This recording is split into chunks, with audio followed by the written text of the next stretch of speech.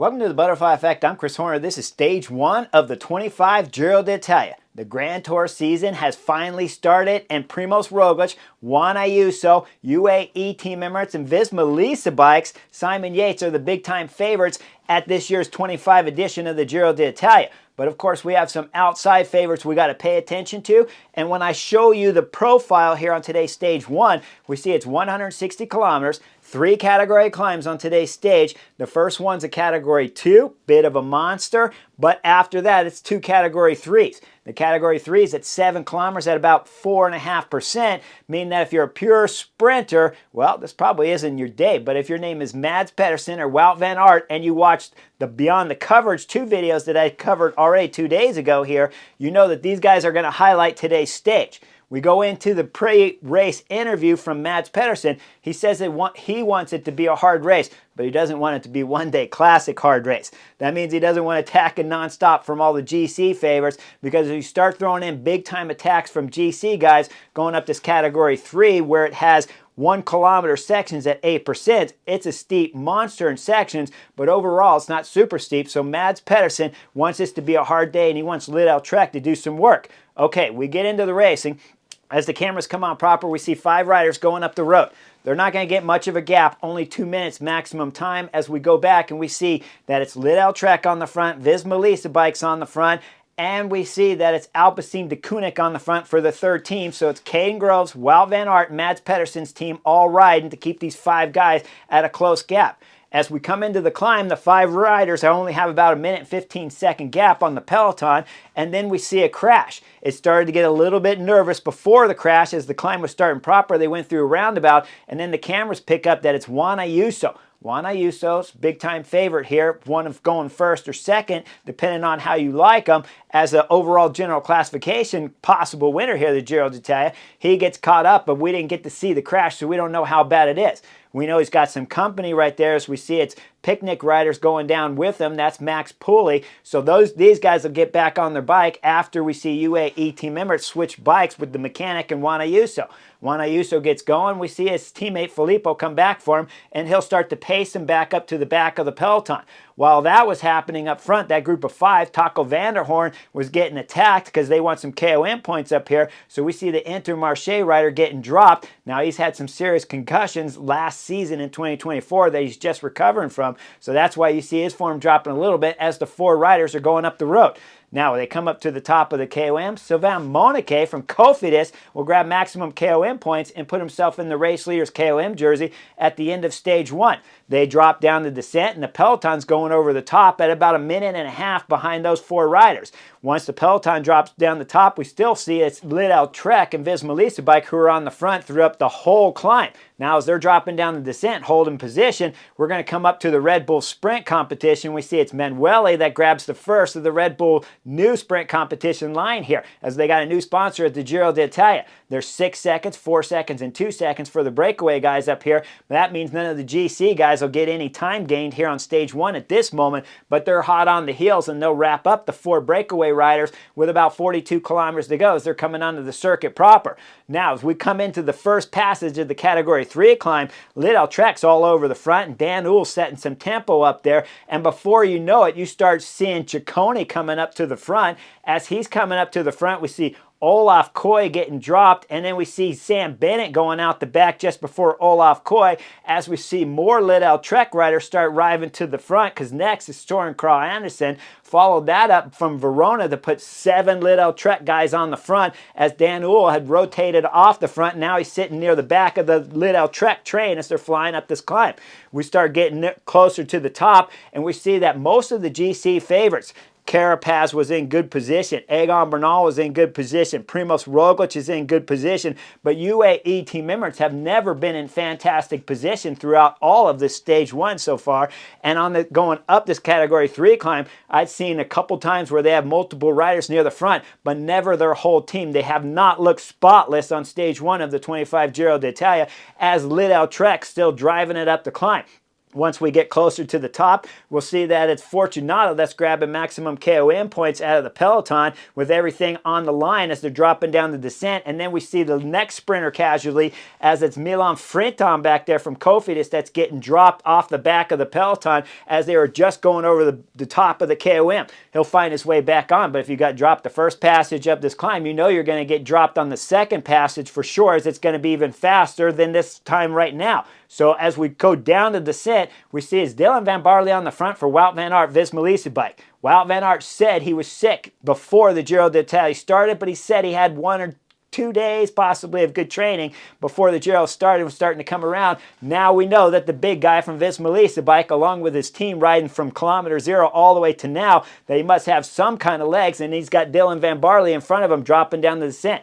They come into about 25 kilometers to go, and Dan Uhl from Lidl Trek come back up there and taps the shoulder of Dylan Van Barley, say, let's go to work. Well, they come into the finish line here of today's stage, so they get to see the run-in coming through the last bend with about 425 meters to go and the slight rise all the way up to the finish with 1 passage to go. You see the bell ringing. Now, as we come into the final Category 3 climb for the second time, it's Israel Premier Tech, Nick Schultz on the front. He's drilling, and I'm thinking, I don't know if you want to drill it too hard. Just get your guys in the front of the peloton and hold on for dear life, because Lidl Trek's going to take over soon, and it doesn't take but a moment before Dan Uhl starts drilling it on the front. As Dan Uhl's drilling it on the front, he's going to get some company up there with Verona showing up to relieve Dan Uhl, and as Verona starts drilling it, we see another sprinter casualty as Caden Groves from Albacete de Kunix getting dropped out the back. I guess they rode the first 60 kilometers of today's stage 1 for no reason, because Caden Groves getting dropped and Verona's throwing down on the pedals. As Verona does about 2-3 kilometers on the front, I'll call it 3, maybe 3.5, we're going to see him start to get relieved. And as he's getting relieved, it's Ciccone coming to the front. Now, I backed the film up just a little bit. Wout van Aert was always at the front of the peloton, but he had drifted just a little bit to around 20th position. As we see Verona's changing position with Ciccone, Wout van Aert's found himself back up at the front of the peloton right behind Mads Pedersen. As Ciccone starts throwing down, it's Mads Pedersen, it's Vasek, and then we got Wout van Aert in the picture. Primoz Roglic, Bora Hansgrohe's been in fine position, but UAE team members have been MIA. I mean MIA throughout the whole 140 kilometers of today's stage 1, and now we're coming into under 20 kilometers to go on the final passage, and they're still missing at the front. With Wout van Aert still up front, though, from Visma bike, you know that Lidl Trek would like to try to get rid of the big guy, so Ciccone's starting to push the pace right now, and we're coming into about 1.1, 1.2 kilometers to go on this final climb, and Wout van Aert starts hurting as he starts to drop off. He's drifting back. As he's drifting back, the cameras catch Arensman from Ineos is getting dropped off the back. If I bring you back into last season's stage 1 of the Giro d'Italia, that Tadej Pogacar lit everything up and Jonathan Narvaez won the stage,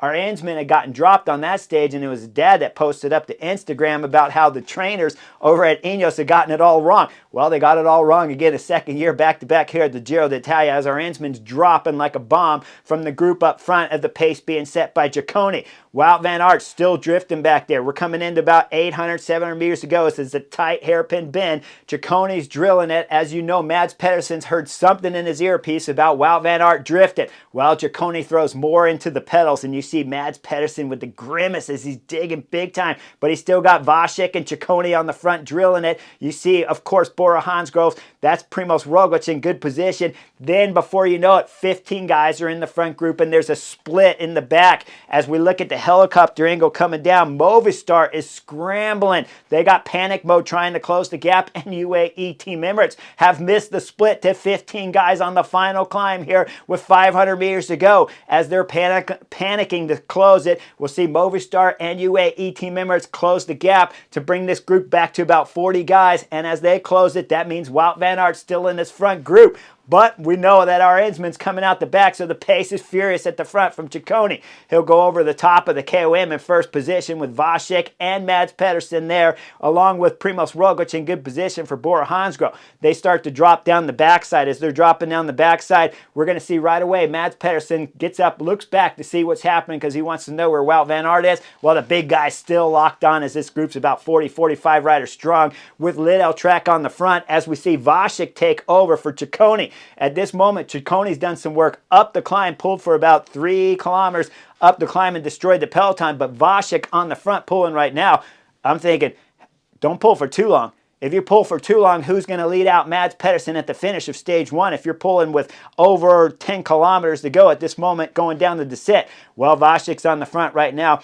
And we go back and see the second group that's chasing about 2022 riders.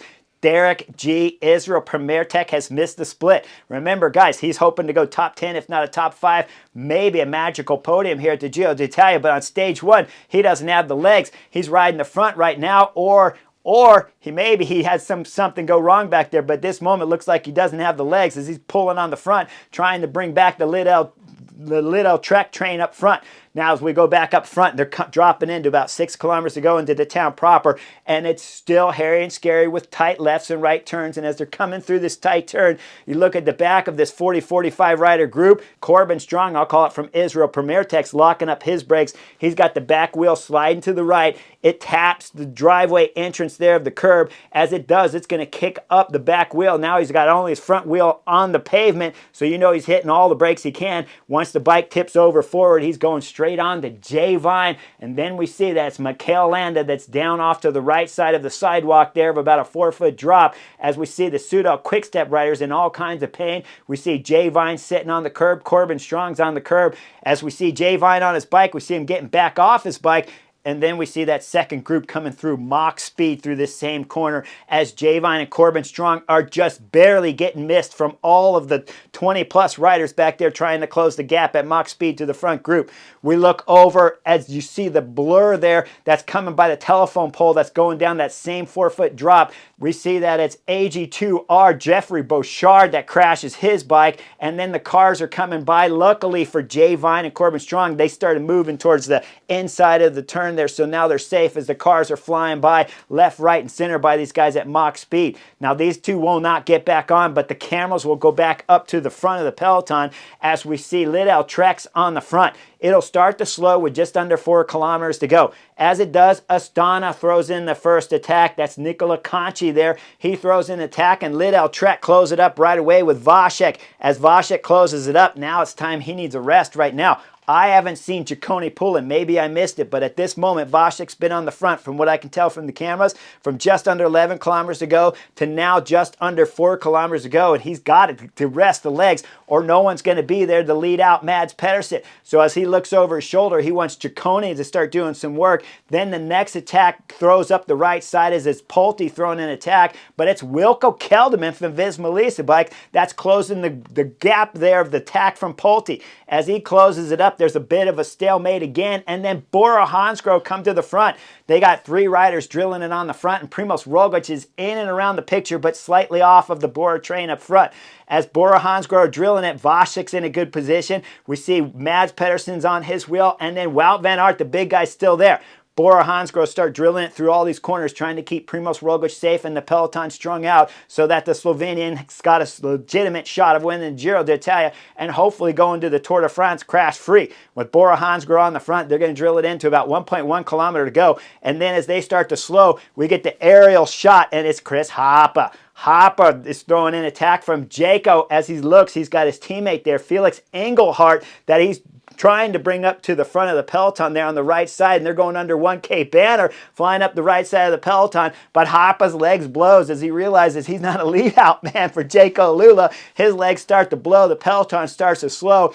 As we're coming into 700 meters to go, Vasek knows now's the time to hit out. Okay, Vasek was money at this point in time. He's got a little bit of rest and some help from Bora Hansgrohe pulling, but now it's time for him to go to work with about 650 meters to go. As he starts to accelerate right past Primoz Roglic on the left side, he throws the acceleration. Mads Pedersen's on his wheel. Then we get the aerial shot, and we see that it's Orluis from Movistar there as he's looking over left, watching the acceleration from Vasek. Orluis knows he needs Mads Pedersen's wheel, so he moves moves hard left. Wout van Aert was sitting third position on Mads Pedersen wheel, but he had riders to his left, so now he's getting squeezed off as Lewis is taking over the third position just on the wheel there of Mads Pedersen, but in front of Wout van Aert. We go up front and we start looking at the first rider, Vasek. He knows there's a left turn coming up with 425 meters to go, so he's going from the left side of the road all the way over to the right side of the road, bringing the whole peloton of sprinters. Whole peloton, there's about 35 guys left right here, and it's all GC favorites with 2 sprinters left, if not 3, with Lewis,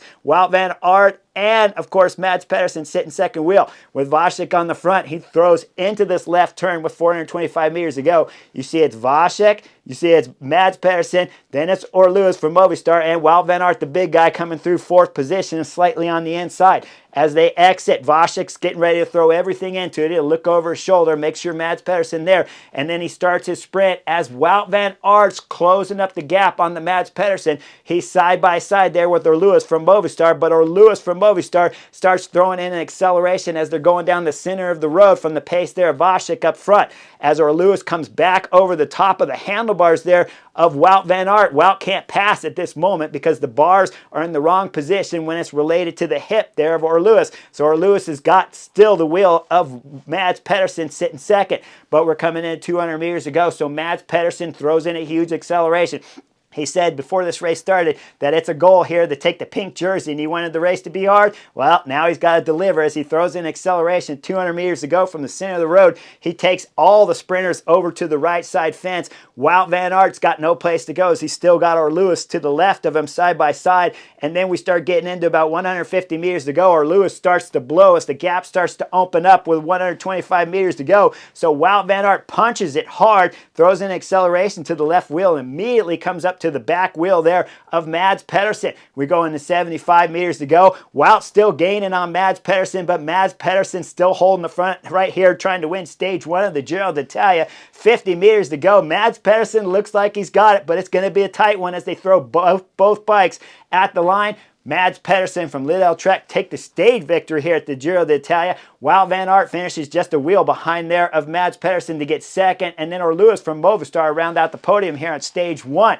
Now afterwards, we see Mads Pedersen celebrate a big victory as he crosses the line with the arms outraised, and we see Wout van Aert just upset and kind of getting a little angry with the bars. Mads Pedersen to celebrate all the way after the line, and then you see his teammates as he gets hugs from his teammates. Now we go back and look at a minute later crossing the line with some of the GC casualties back there as Derek G will lose a minute on today's stage winner of Mads Pedersen. And then we look a little bit further back. Our Ensman's a minute and 30 seconds. Mikel Landa will not finish today's stage. He has a fracture in his back. Hopefully everything heals quickly for the Soudal Quick-Step rider. Remember, it's not just the Giro that he's losing here. It could be the Tour de France, where Remco Evenepoel, of course, for Soudal Quick-Step would be the leader. So Mikel Landa out here on stage 1, and could he be out for the Tour de France? We don't know. It's a fractured back at this point in time, so we'll have to see exactly how it heals and whether or not if he can be on the bike quickly. But at this moment, it looks like both Grand Tours are a wash here for the Spaniard from Soudal Quick-Step. Now, everything else from today's stage, when I break it down tactically, Lidl Trek, you guys were marvelous. It was spot on. Vasek, money. The way you took the front, the way you backed off the front under 4 kilometers to go and then took it back over at 650 to help lead out Mads Pedersen. That was 101 racing. You were spot on. The whole Lidl Trek team did a great job to bring Mads Pedersen into the race leader's pink jersey, his first Grand Tour jersey of his career. So this is a big stage win here at the Giro d'Italia for Mads Pedersen. Congratulations. One other thing before we go. UAE team members. Guys, they were MIA on today's stage. Jay Vine lost over 4 minutes, or just about 4 minutes, after he got caught up in that crash with 5 kilometers to go. Their other GC favorites, of course, are still in the fight. They finished in the front group still. Talking Brandon McNulty, Ayuso, and Adam Yates, they were up there. Simon Yates made that front split too. So we still have a GC battle to go. And we got tomorrow's individual time trial of 13.7 kilometers, which means Wout van Aert in his interviews talking about being highly motivated still to be able to get the race leader's pink jersey tomorrow in the individual time trial. You know, Mads Pedersen wants to hold it. Primoz Roglic wants to put time on Ayuso for sure, and Ayuso wants to put time on Primoz Roglic. So like and subscribe, and I'll see you guys after tomorrow's stage 2 individual time trial to find out, does Primoz Roglic have his top form here early in the first week of the Giro d'Italia? Well, like and subscribe, and I'll see you guys on the next edition real soon.